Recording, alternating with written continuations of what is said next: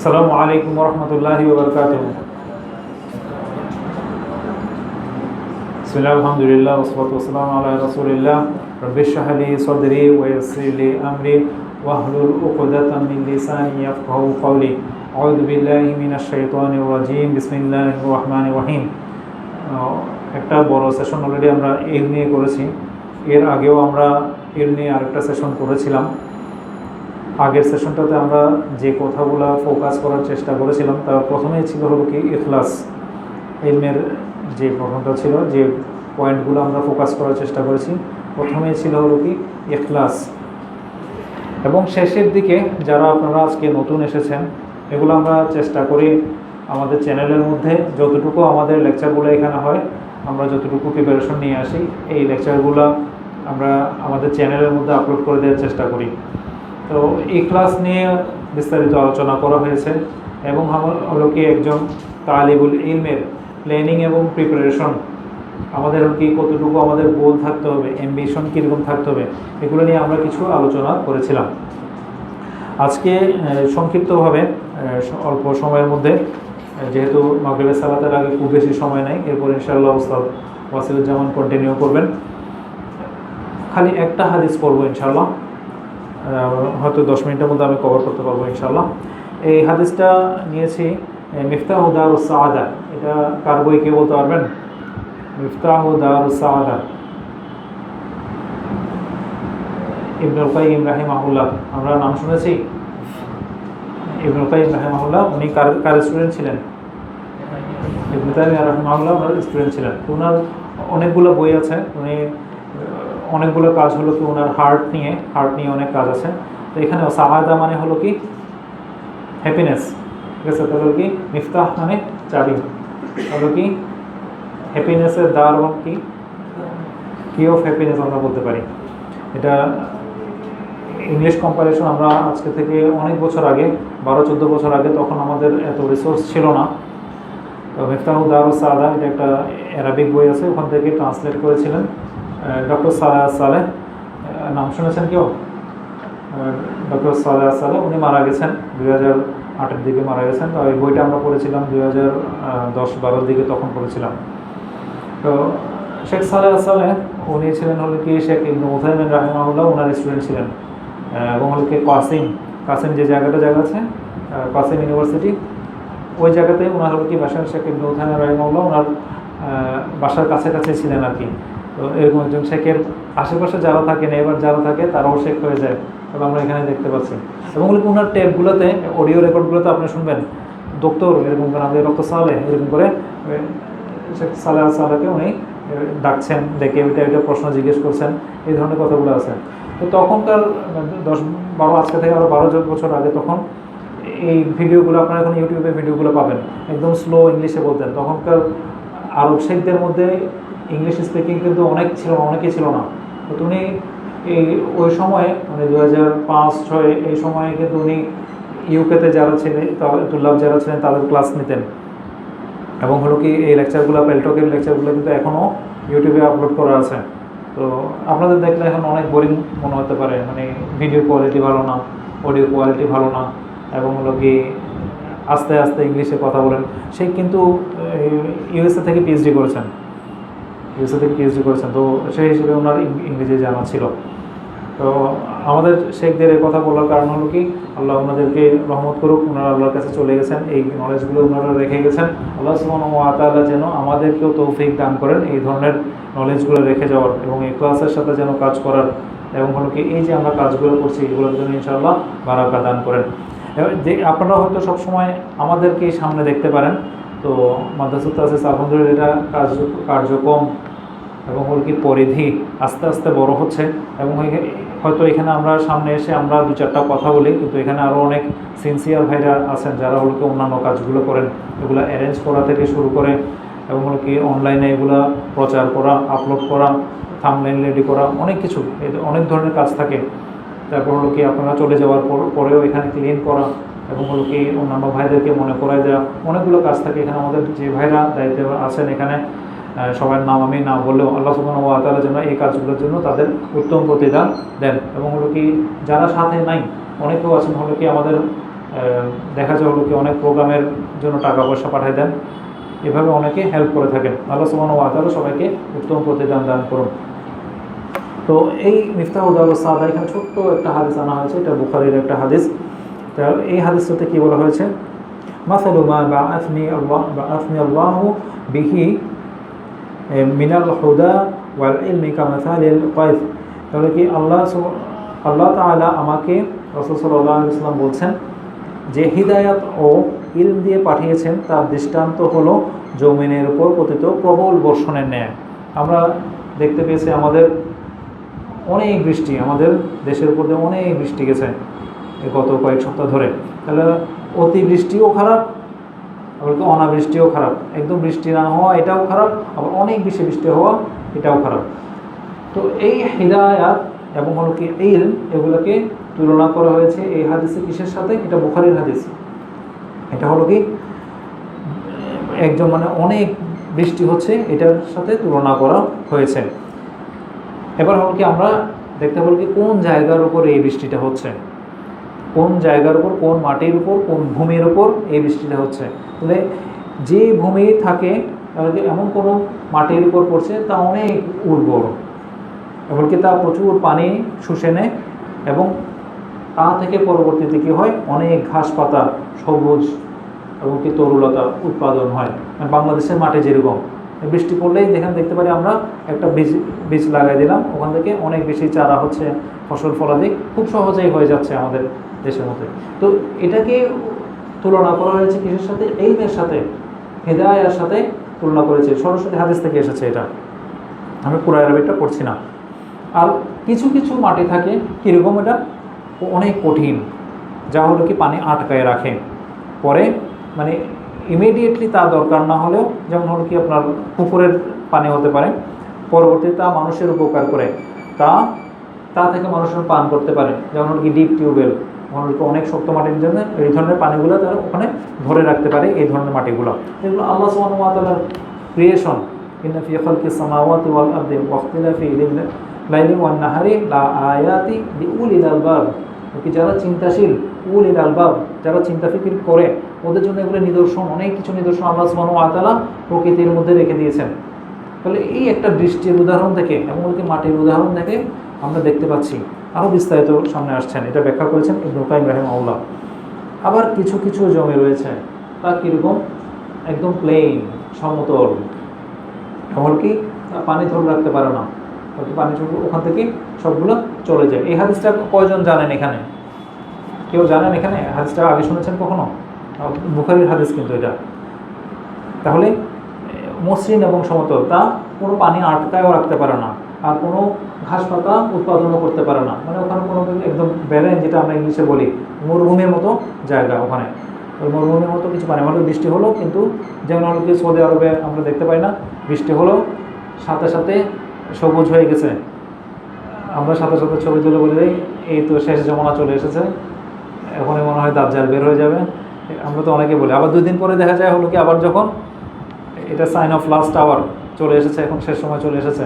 আবার 2 দিন পরে কিন্তু যখন অনেক বেশি গরম পড়ে, 50-60 ডিগ্রি সেলসিয়াস, আবার সবগুলা ঘাস উদা হয়ে যায়, তখন আবার কী বলবেন তখন? ঠিক আছে, এগুলো একদম নর্মাল ঘটনা। সৌদি আরবের যেমন আবহাওয়া জায়গায় যে থাকে, যে জায়গাটা আছে ওখানে সৌদি আরবের, ওই জায়গায় কিন্তু আপনার ওয়েদার অনেক ভালো, ওখানে কিন্তু অনেক বেশি আপনার সবুজ আমরা প্রকৃতি দেখতে পাই। তো তাহলে আমরা যে 3 ধরনের মাটির কথা দেখেছি, বৃষ্টি পড়ছে, একটা তো হলো কি আপনার মানে অনেক বেশি ফসল ফলাদি হয়, আরেকটা হলো কি পানি ধরে রাখে এবং হলো কি ওখান থেকে পরবর্তীতে আমরা পান করতে পারি এবং হলো কি অনেকে ওখান থেকে উপকৃত হতে পারে। আরেক ধরনের মাটি কীরকম, এই মাটিটাতে কোনো ধরনের কোনো কিছু আটকায় না, সব কিছু পানি ছেড়ে দেয়। তাহলে 3 ধরনের একটা মাটির কথা এই হাদিসের মধ্যে বলা হয়েছে। এমনকি প্রথম দৃষ্টান্ত, প্রথম যেটা এক্সাম্পল দেওয়া হয়েছে, এটা হলো কি সে আল্লাহর দিন এবং আল্লাহর দিনের সাথে যারা আন্ডারস্ট্যান্ডিং আছে তাদের সাথে কথা বলছে, যে আল্লাহর দিন অনুধাবন করতে সমর্থ হয়েছে। এই এক্সাম্পলটা কিসের সাথে? তাহলে কি এই এক্সাম্পলটা আনা হয়েছে, সে আল্লাহর দিন অনুধাবন করতে সমর্থ হয়েছেন এবং আল্লাহ রাসূল সাল্লাল্লাহু আলাইহি ওয়াসাল্লামকে যা দ্বারা প্রেরণ করেছেন তা থেকে সেই পরিপূর্ণ কল্যাণ, যে ফায়দাগুলো আছে সে তা নিতে পেরেছে, এমনকি মানুষকেও দিতে পেরেছে। এবং পরবর্তীতে সেই ব্যক্তির দৃষ্টান্ত কীরকম, যে হলো কি আরও এখানে বিস্তারিত অ্যারাবিক টার্মসগুলো আনা হয়েছে, কোন ওয়ার্ডের কীরকম মিনিং, আমি এগুলো আর ডিটেলস বলছি না। তাহলে কি আর যে হলো কি আপনার কেমন, সে জানে না কিছু, কোনো মাটি ধরে কোনো পানি ধরে রাখতে পারে নাই, এই ধরনের মাটি, সে তারা কারা, তা আমরা ইনশাল্লাহ বিস্তারিতের মধ্যে বলবো এখানে। তাহলে হলো কি প্রথম ব্যক্তির কথা এই হাদিসটাতে বলা হয়েছে, প্রথম শ্রেণীটা অনেক বেশি বৃষ্টি পড়ছে, অনেক যে মাটির মধ্যে, ওই মাটি থেকে অনেক বেশি ফসল ফলাতে হচ্ছে। তাহলে তারা কারা, তাহলে কি আল্লাহর দিনকে যারা পরিপূর্ণভাবে বুঝতে পেরেছে এবং হলো কি মানুষের মধ্যে কল্যাণ দান করতে পেরেছে। এখন আমরা ইবনুল কাইয়িম রাহিমাহুল্লাহ, যেহেতু সালাতের সময় হয়ে আসছে, ওনার ব্যাখ্যাতে আমরা আসি। প্রথম শ্রেণীর লোকদেরকে উনি যে কথা বলেছেন, আহলুল হিফজ ওয়াল ফাহাম, যাদের হিফজ ভালো এবং আন্ডারস্ট্যান্ডিং ভালো, মানুষকে বোঝাতে পারে, তারাই হলো কি এই প্রথম শ্রেণীর মাটি, যাদের মধ্যে হলো কি বৃষ্টি পড়ছে, তারা হলো কি এগুলো ধরে রাখতে পারছে। এক কথায় কোনো একটা লেকচার একবার শুনলো, তারা মনে করতে পারলো, তারা মনে রাখে, অনেক লম্বা সময় মনে রাখতে পারে, নোট ডাউন করে, এবং হলো কি আল্লাহর কাছে হিফজের জন্য কাউকে কাউকে আল্লাহ গিফট করেন। যেমন ইমাম বুখারী রাহিমাহুল্লাহ, ওনার কীরকম ছিল, ওনার কীরকম ছিল, ওগুলো হলো কি আপনার কীরকম বলে, ফটো মেমোরি পড়লো একবার। আমাদের সাহেব ভাইয়ের একজন স্টুডেন্ট আছেন, একবার একটা হাদিস পড়লো, পুরো বিষয় মুখস্থ করা যেতে পারবে, বয়স মাত্র 12-13 বছর। তো এগুলো আল্লাহ গিফট করেছেন তাদেরকে আর কি। এগুলো কি আহলুল হিফজ ওয়াল ফাহাম, এমনকি আন্ডারস্ট্যান্ডিং, প্রপার আন্ডারস্ট্যান্ডিং আছে।